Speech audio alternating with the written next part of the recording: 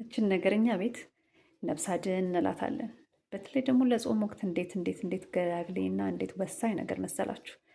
በዛ ላይ ደግሞ ልክ እንደ ራሳችሁ አድርጎ የሚያዘጋጅ ሰው ካገኛችሁ እፎይ ተመስገን ብላችሁ እየበጠበጣችሁ መጠጣት፣ እያንበሰበሳችሁ እየጨበጣችሁ መብላት ነው። በእውነት በጣም ነው የምትደሰቱት።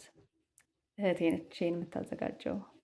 እዘዟት። በጣም ወዳት እህቴ ነች። በጣም ጎበዝ ሴት ናት። በጣም ጠንካራ ሴት ናት።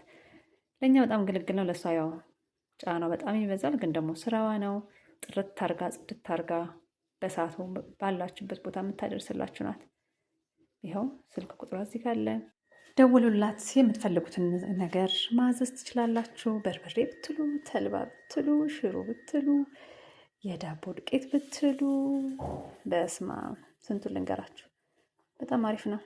ደወል አድርጋችሁ እዝዝ፣ ከዛ አረፍ ማለት ነው።